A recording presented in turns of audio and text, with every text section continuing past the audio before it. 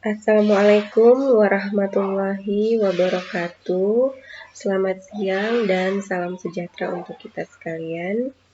Semoga kita senantiasa dalam keadaan sehat walafiat. Kembali lagi bersama saya, Dina, mahasiswa keperawatan Stikes Geraha Edukasi Makassar. Pada video pembelajaran kali ini, saya akan membahas tentang ulkus diabetik. Jadi, perlu kita ketahui bahwa ulkus diabetik disebabkan oleh penyakit yang disebut dengan diabetes mellitus atau lebih dikenal secara awam dengan penyakit kencing manis. Ya, diabetes mellitus merupakan kelainan metabolik pada sistem endokrin atau hormonal akibat defek dalam sekresi dan kerja insulin atau keduanya yang mengakibatkan terjadinya defisiensi insulin relatif atau absolut, mengakibatkan kelainan metabolisme kronis berupa hiperglikemia kronik disertai berbagai kelainan metabolik akibat gangguan hormonal yang menimbulkan komplikasi kronik pada sistem tubuh. Jadi pada orang dengan diabetes mellitus itu disebabkan karena gangguan pada kerja insulin. Bisa disebabkan karena faktor autoimun, jadi menyebabkan penurunan sistem kekebalan tubuh. Nah, di situ menyebabkan kerusakan sel-sel di pankreas sehingga tidak bisa memproduksi insulin dengan baik atau insulin diproduksi namun terjadi resistensi insulin. Nah, akibat dari proses tersebut menyebabkan hiperglikemi atau tingginya kadar gula dalam darah. Nah, akibatnya muncullah berbagai komplikasi kronik pada sistem tubuh. Ya, salah satunya nanti adalah ulkus diabetik. Klasifikasi diabetes mellitus. Jadi diabetes mellitus ini terbagi menjadi 3 tipe. Yang pertama yaitu diabetes tipe 1 atau insulin dependent diabetes mellitus, yaitu penyakit diabetes mellitus yang tergantung pada pemberian terapi insulin. Kemudian diabetes mellitus tidak tergantung insulin atau non-insulin dependent diabetes mellitus. Kemudian diabetes mellitus gestasional atau diabetes mellitus yang biasanya terjadi selama masa kehamilan. Jadi pada pasien dengan diabetes mellitus maka akan terjadi berbagai komplikasi kronis, mikrovaskular, makrovaskular, dan neuropati. Jadi komplikasi makrovaskular atau pada pembuluh darah besar, nah misalnya seperti di jantung, di otak, sering menyebabkan kematian serta penyumbatan pembuluh darah besar di ekstremitas bawah yang mengakibatkan gangren di kaki sehingga banyak penderita DM yang harus kehilangan kaki karena harus diamputasi apabila lukanya sudah pada stadium yang sangat parah. Komplikasi makrovaskular lainnya itu misalnya pada sistem gastrointestinal yang meliputi landisfagia, nausea, vomitus, diare, dan konstipasi. Nah, inilah biasanya kita teman-teman biasanya kita jumpai di rumah sakit atau pada pasien-pasien DM yang biasa kita jumpai, mereka tuh biasanya kehilangan nafsu makan. Kemudian selalu merasa mual karena itu tadi komplikasi di pembuluh darah besar bagian pencernaan. Jadi aliran darahnya terhambat sehingga menurunkan fungsi-fungsi pada sistem pencernaannya. Kemudian komplikasi mikrovaskuler itu terjadi penyumbatan pada pembuluh darah kecil di ginjal yang dapat menyebabkan penderita mengalami gangguan ginjal, dan di mata dapat mengakibatkan penderita mengalami gangguan penglihatan bahkan kebutaan yang biasa kita kenal dengan neuropati diabetikum.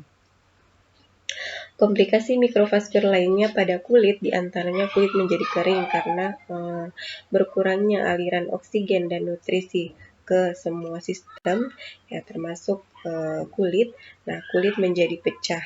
Nah, dan kalau kulit sudah pecah, gampang terbentuk celah-celah yang mempermudah masuknya mikroorganisme sehingga menyebabkan ulkus dan gangren.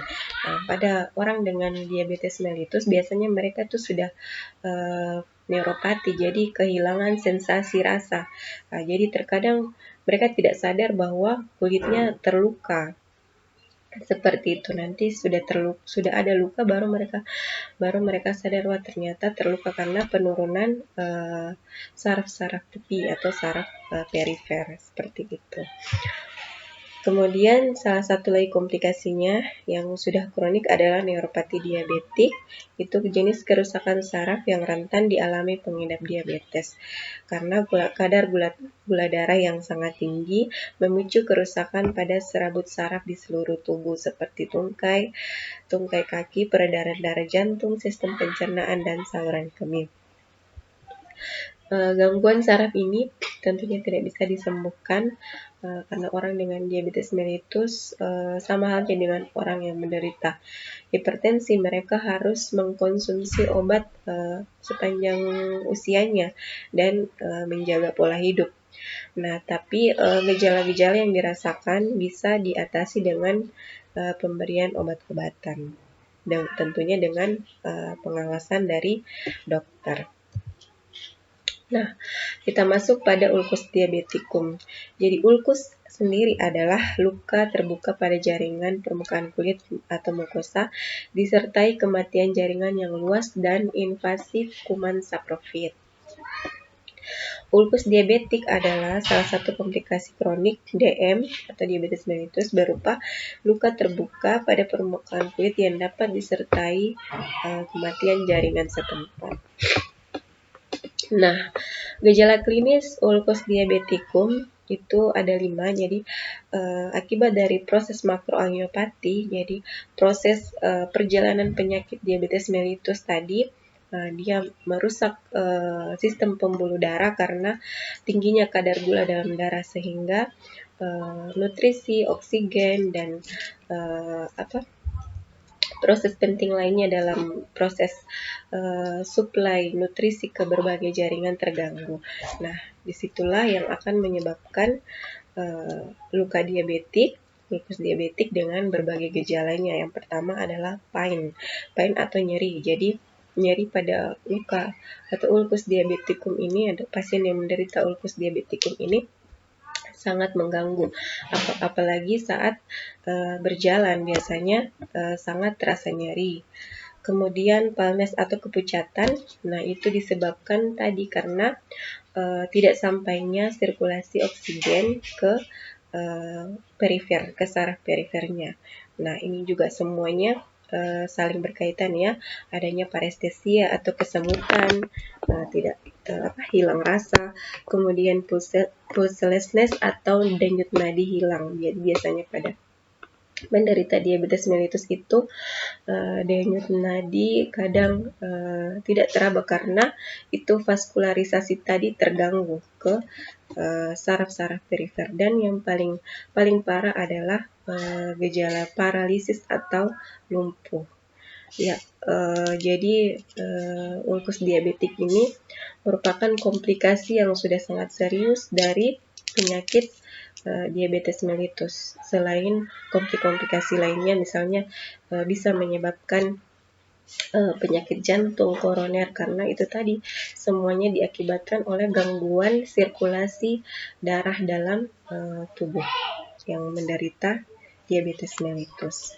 Jadi semoga kita bisa selalu menjaga kesehatan, menjaga pola hidup dengan memperhatikan gizi seimbang, olahraga, dan tentunya yang utama adalah selalu berdoa dan kita bisa mengendalikan stresor di lingkungan sehingga kita bisa mencapai keseimbangan dalam tubuh kita. Ya, mungkin demikian penjelasan materi singkat dari saya tentang ulkus diabetikum. Semoga bermanfaat bagi kita semua. Assalamualaikum warahmatullahi wabarakatuh. Selamat siang dan salam sejahtera untuk kita sekalian. Terima kasih.